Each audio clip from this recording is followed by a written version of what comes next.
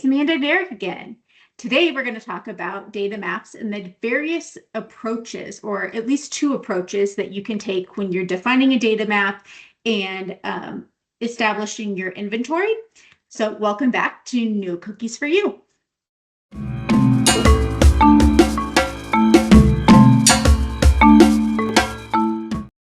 Cool. Thank you, Amanda, and welcome back for our listeners, and thanks for joining in. And as Amanda mentioned, we're going to dive into data mapping and different approaches that we've seen from our experience, and just kind of have a short conversation about data mapping. And then we also have some kind of cookies, maybe a rice cake, or I know, Amanda, you have something special. I do. You're going to review today. I feel like it's been so long since we've done a show. It's only 2 weeks for our listeners, but it's been a minute since we've had a No Cookies for You episode because I went on vacation and then I was sick. But while I was on vacation, as I was passing through Amsterdam, I didn't have time to go to the store in Haarlem where I first bought stroopwafels last year, but I picked up some in the airport and I figured it was better than getting stroopwafels in America. So airport stroopwafels, Dutch stroopwafels are better than any American stroopwafel. Apologies to those who make stroopwafels in America. They come in a little nice fancy 10, and I just opened it today, and there's only 8 in here. So this is a big tin, but now I only have 7 left, so I'm gonna have to ration it. This is my stroopwafel. It's gonna be amazing. Nothing better than a Dutch stroopwafel. All right, Derek, what do you got? Today I didn't get a chance to go to the grocery store, but I've got the Quaker rice cakes, and I got the apple cinnamon flavor. Big fan of these. If you ever get your hands on the small bag of them, they're like this the mini big. ones? Oh yeah, love them. Yeah, and the apple cinnamon ones I'm accustomed to. And sometimes I'll get like yogurt, like strawberry yogurt, and I'll just dip them in there. Tastes pretty fantastic. So yeah, that's what I've got today for us. Awesome. Well, let's dive in. So, Derek, you probably have, working on the platform side, a lot of varied experience in using a tool versus using surveys. What would you, if you're just starting out, what would you recommend? And how would you approach it if you found yourself in a place where you needed to establish a data inventory and a data map? Now, are we starting out like, hey, is this a small business, or am I like coming into like a big organization? If you don't mind me asking. Ooh, I think that's it. Why don't you take the big corporation? Maybe I'll give my take if it's different on the small business, because I think those are two different lenses that may or may not mean a different approach. So your big corporation, lots of existing data, lots of systems, like how would you tackle it? Yeah, no, that's a great question. I'm happy to like jump in. So if I'm a big corporation, I probably have some budget too. So that's something that I'm thinking about as far as a data discovery tool that can kind of go out there and scan our systems and help us identify things. Granted, the first thing, right, is do we even have any kind of data map, and like what are our existing processes? So one is like, hey, I do the research, I find out that like, hey, we have some kind of small data map, right? Maybe we have an assessment or a manual survey, but also may find out too that we've got like terabytes of data that like we just don't know about. And maybe we have a couple thousand systems, right? It's just kind of sitting out there in the ether in our ecosystem. So probably lean towards getting some kind of data discovery tool, right? Putting that in place and trying to locate where the data is, where it's being stored, like how it's being used, like who might have access to it. And I probably do a combination of like a manual survey as well, right? Like as it's doing the discovery process. Typically I would go to like maybe the owner of that system and say like, hey, here are some things that we're finding. Like from your experience using the application, like does this line up with what you've kind of found on your side? So kind of taking maybe like a hybrid approach to it. Does that make sense? Yeah, totally. And with any tool, you would need to know where to point the tool. So, I mean, big companies and complex ecosystems, at least most of them, I haven't, seen one that doesn't have a CMBD, right? So they more or less know their systems in their ecosystem and what kind of data is in there. So maybe um, getting that system of record, whatever CMBD, CM, CMDB. Oh man, I'm getting all twisted. I have to Okay. like look it up so the people on CMDB. Wow. That's I don't know how I was saying it before, but it just felt weird. Um Maybe leveraging that and doing an initial survey so where to point your tool and make the best because even a tool probably is limited on resources and licensing and that's if you have all the money in the world, maybe you don't have that problem. But I don't know privacy teams that have a ton of money unless they're like Meta or something. And then anyhow, I don't want to get sued for talking trash.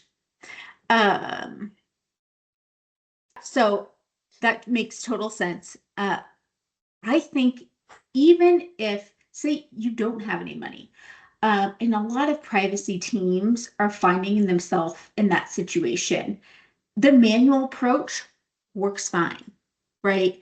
It especially if you know this system has personal information, right? Your CMDB tells you this system or these systems have personal information and you survey them. So I think you can get away with it, even if you're a big corporation on the manual route. And there's nothing wrong with that. It gives a story to tell, right? So at least you have something. And then you just ask the questions. What obviously personal information, sensitive personal information, the types of information, the sources. Maybe it's not a source of truth. Maybe it's getting its information from an upstream source.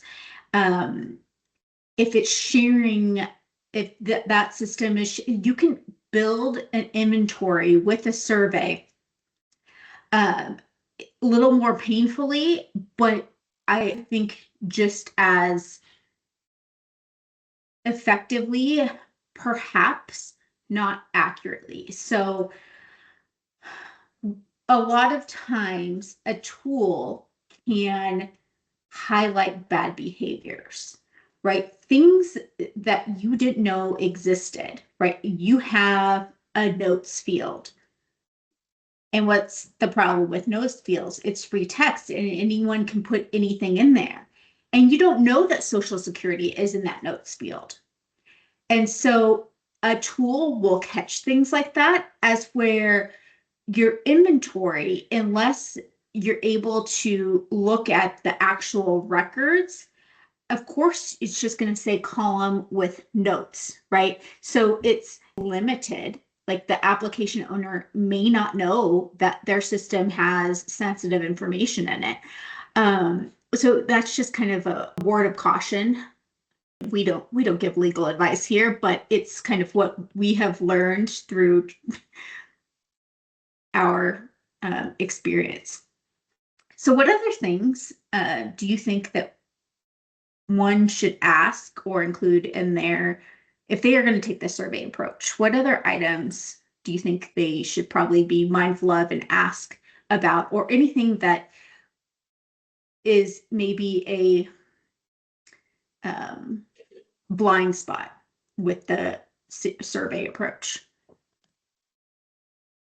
I definitely like the data subjects categories, like what kind of data elements. Definitely like if we're talking about, say, like a processing activity or something, like what is the purpose, right? And then you and I have discussed this before too, is like taking some of the regulations and into play is like, hey, are you providing notice to Mm-hmm. folks, right? I think I've seen that kind of missed a couple of times. And then the supplier piece too is like, what suppliers are you working with? Or like, hey, I have, this asset that's being provided by a third party, and then, they may not have any information about the third party, right? Like Mm-hmm. in the contract, right? There may not be anything that talks about personal data practices from the supplier perspective. Um, I can't remember us having a conversation with somebody recently where they got fined, or I read something, they got fined because they didn't know, like, uh, in their contracts, like with the supplier, they didn't have like a DPA or a DB. data process. Yeah. It's a pretty hefty fine, maybe not for the organization, but like for someone like myself, right? A couple, $1 million. That's yeah. pretty substantial. Um, so yeah, definitely if a supplier is involved, like understanding what's in the contract, um, purpose, right? Just purpose limitation type stuff. The notice, right, to the consumer or data subject. Um, and then the basics, right? I know you were asking about what things are missed, but where is the information coming from, where it's being stored, access, data retention too. I think like I've seen that missed a couple times, but I think it's more Mm-hmm. of just like somebody filling it out, having no idea where the retention policies are. Or We keep it indefinitely. Really? You should be keeping it indefinitely. we keep it until we don't need it anymore, but we don't have any like, We don't have a process to dispose of it. Haven't um, seen that before. and then, yeah, like just destruction type stuff as well. And if you're archiving it and, how you're doing that, um, and then a protection of it too. I know that trickles into cybersecurity and information security piece of it, but I think it's important to have some of those questions in there. I know for me, like if I know the data is being transferred on like a very secure channel and not just posted on like a social media site or Right. sent through like a personal email, like I always feel much better Yeah. about that project or process. But um, there's just kind of a few things that come to mind. I'm also like thinking AI ML, because those AI laws are trickling in, and their personal information doesn't need to necessarily be involved. But if your application is providing generative AI responses to a consumer, you may need to notice the consumer that this is an AI chatbot and to take steps if they ask for an agent. And so I think getting is away, stepping outside of privacy just a little bit. Most privacy shops are now finding AI in their ecosystem. So I think it's important to also assess your applications and systems for automated decisioning or any AI chatbot feature, or you have just a lot of rigor around that in your organization, but just a couple of other tidbits that depending on how you're organized, maybe you have an AI front door and anything that has to do with AI comes through the front door, in which case you may not need to evaluate your existing applications for that because it'll come in a different direction. But AI it's changing a lot. And so just being mindful of that and being mindful of those laws, and personal information doesn't necessarily need to be involved for an AI law to be triggered. That's a great call out, to be honest. Like, yeah, just having some stuff in there asking about AI, like, yeah, it's becoming super important. And it's funny because I had to take care of something personal, right? So I went on the website and there's a little chat assistant thing, and it didn't say it was powered by AI, like at all, right? But I kind of knew just playing around and asking it questions that like, hey, this is definitely using an AI model because it couldn't give me what I was looking for, right? Just from my experience playing with AI, the response it was giving, I was like, I know exactly like, hey, this prompt is set up this specific way, but I didn't know like Yeah. immediately that it was AI.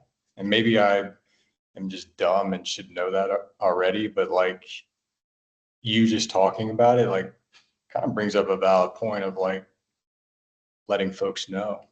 Um, I know I know this is off base from data mapping and data discovery type stuff, but yeah, it was just interesting running into that yesterday.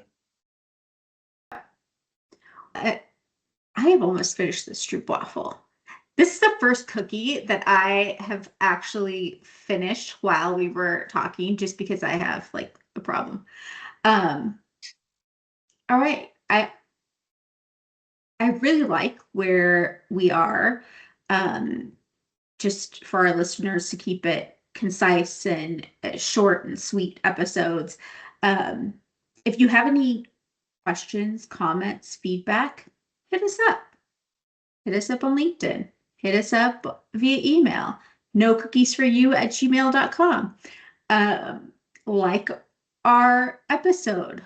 Give us 5 stars. Follow our podcast. We have tons of subscribers, like a whole, probably 10 at this point. I don't know.